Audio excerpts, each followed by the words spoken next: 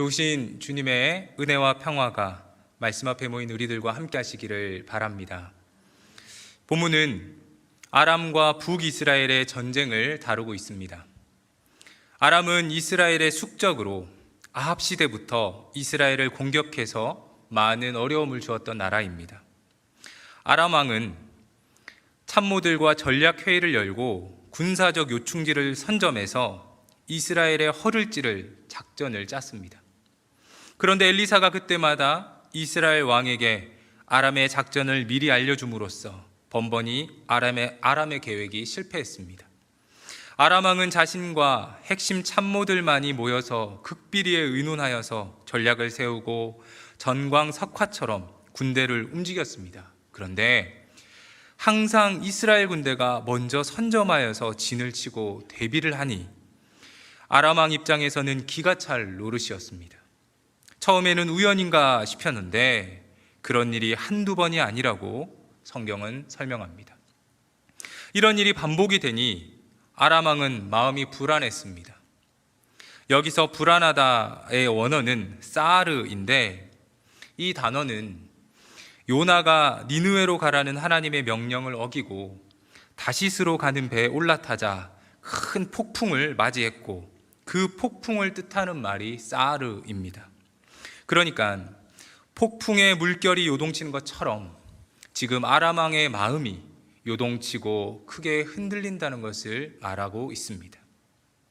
번번이 자신의 계획이 실패하자 아람 왕의 마음이 요동치고 화가 났습니다.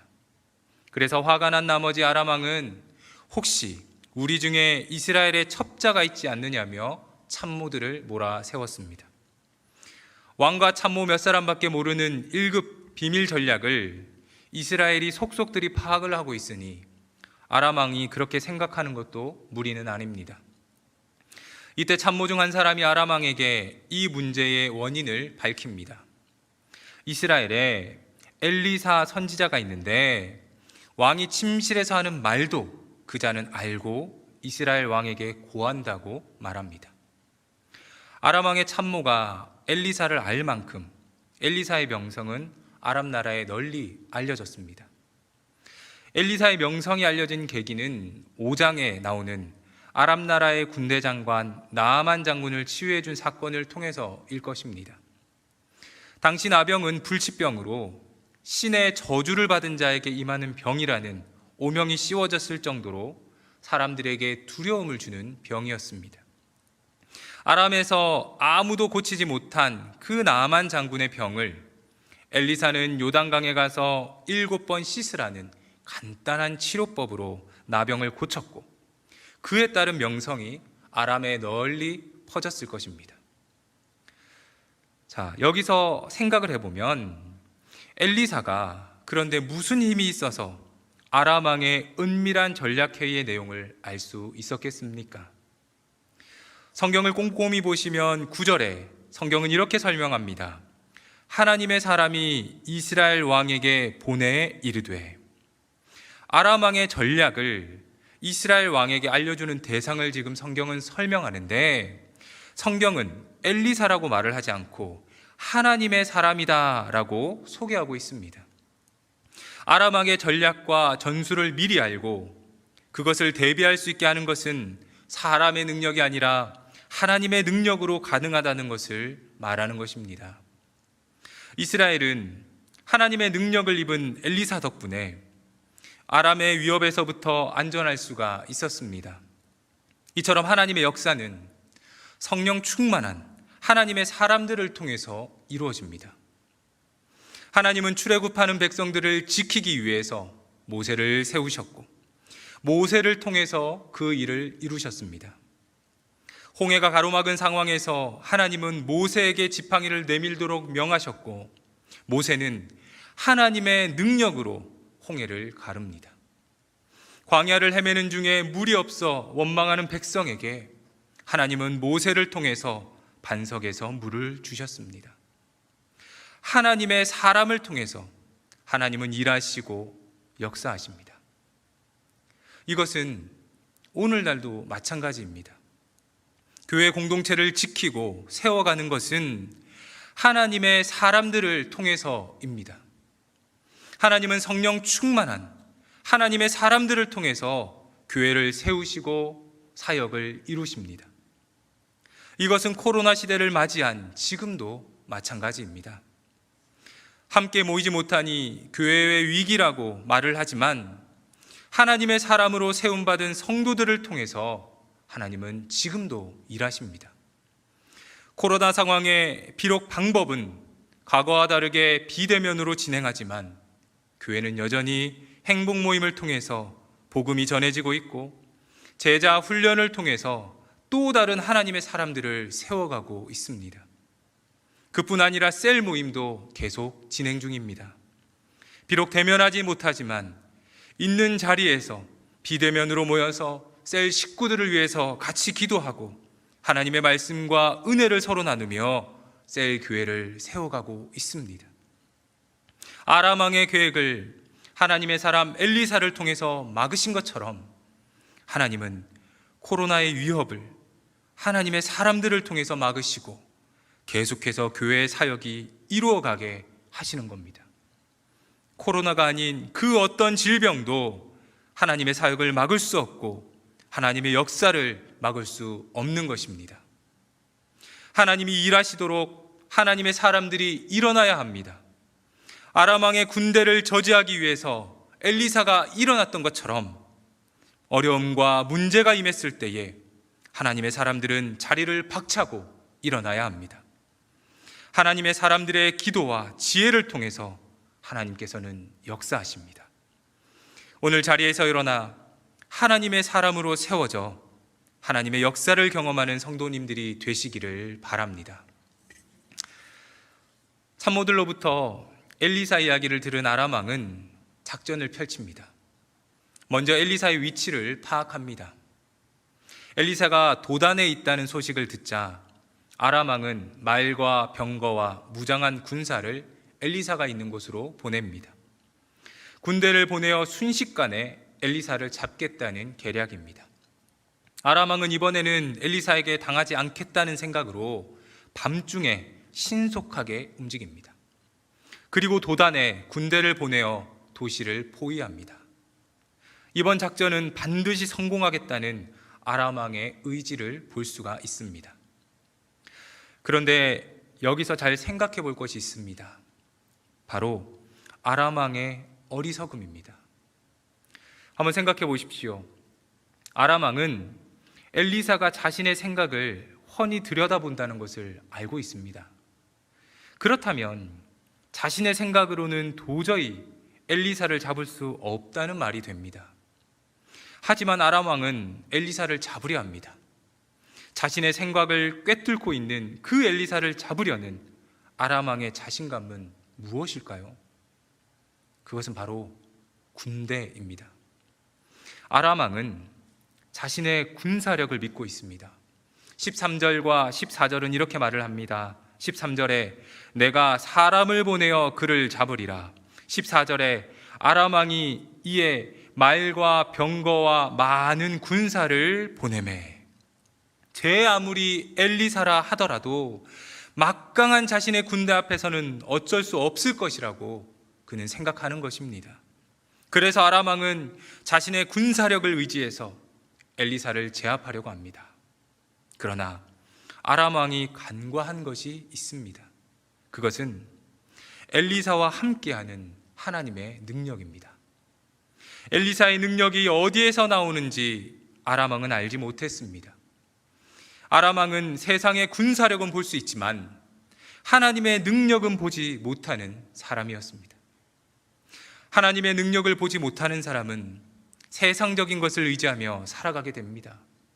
눈에 보이는 것이 그것뿐이기 때문입니다. 눈에 보이는 돈을 의지하고 권세를 의지하고 출세의 자리를 의지합니다. 그건 너머에 있는 것을 보지 못합니다. 아람 왕과 같이 하나님의 능력을 보지 못하는 사람이 본문엔 또 있습니다. 바로 엘리사의 사환입니다.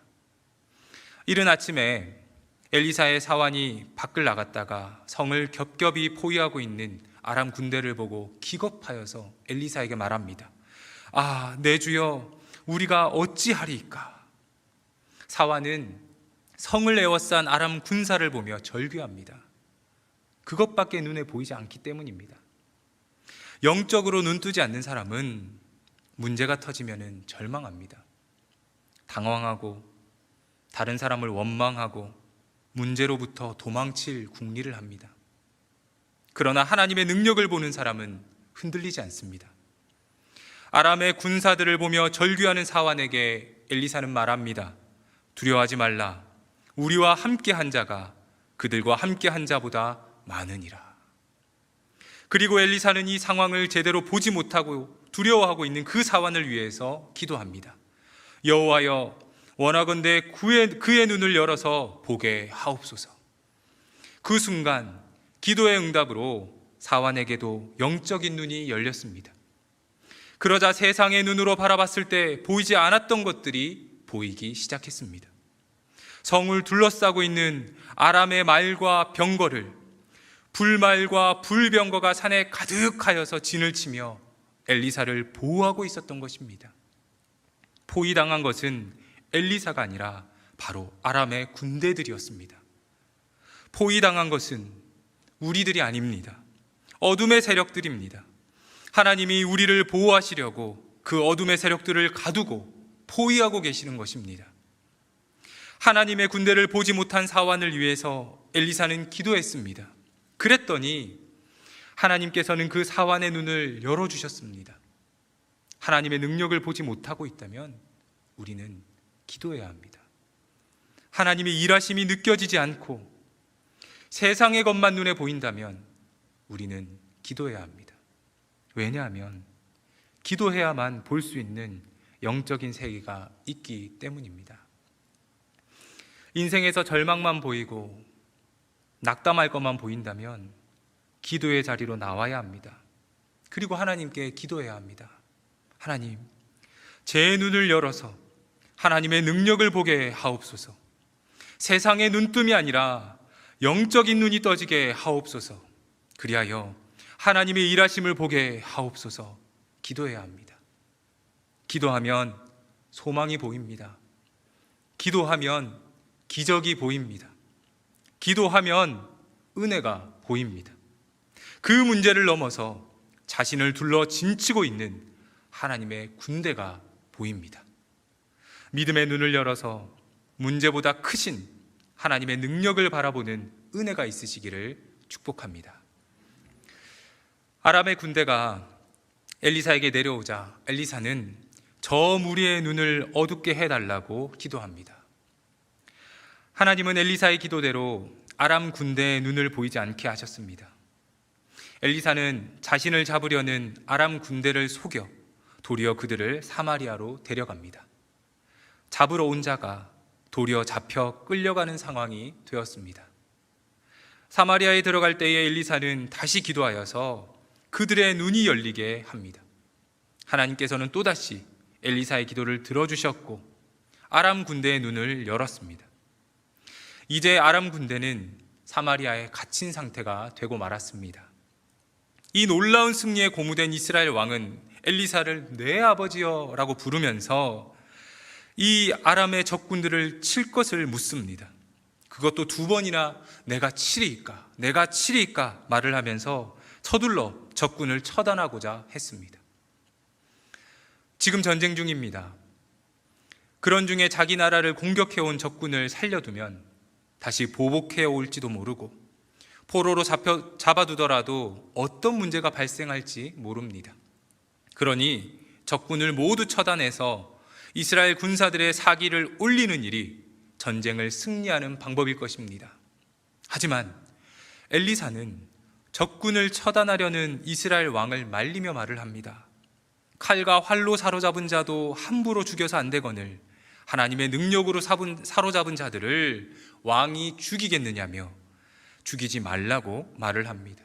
도리어 죽이기는커녕 전쟁으로 지친 그들에게 떡과 물을 주어서 먹게 하고 다시 아람 왕에게 돌려 보내라고 말을 합니다. 엘리사의 말이 이상하게 들릴지 모릅니다. 적군을 살려두는 것도 모자라 음식을 먹여서 돌려보내는 것은 상식적이지 않습니다. 그래도 어떻게 해서 잡은 적군인데 살려두기는 하더라도 노예로 삼아서 평생을 수고하게 만들어야 하지 않을까 생각됩니다. 엘리사는 왕이 잡지도 않은 군대를 칠 수 없다면서 단정적으로 말을 합니다. 그렇다면 엘리사는 왜 그들을 데려왔을까요? 엘리사에게 중요한 것은 전쟁의 승패가 아니었습니다. 오늘 본문에서 엘리사는 아람 왕과 이스라엘 왕의 중간에 화해자로 서 있습니다. 엘리사는 아람과 이스라엘의 두 왕과 군사들에게 역사의 주인은 하나님이시라는 사실을 가르치려고 합니다. 군사들의 눈을 가리고 눈을 뜨게 하는 분은 하나님이시고 그 능력을 통해서 전쟁을 승리하게 만드는 분도 하나님이십니다. 하지만 하나님은 전쟁의 승패가 중요하지 않으십니다. 세상 사람들이 하나님을 알고 하나님을 섬기게 하는 것이 중요합니다.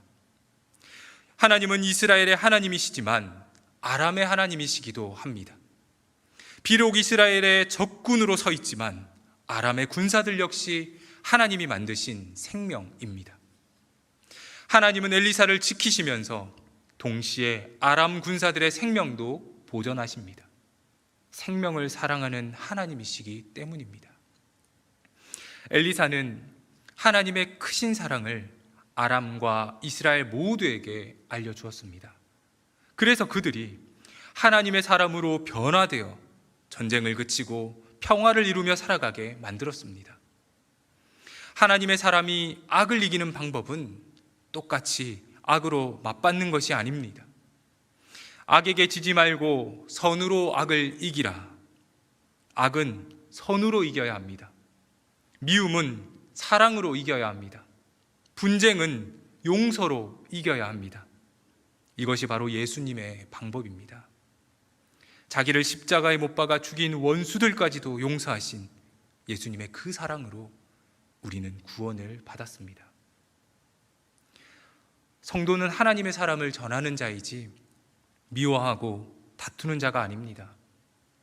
성도는 세상과 전쟁을 치르는 사람이 아니라 세상을 구원하고 생명을 전하는 사람입니다.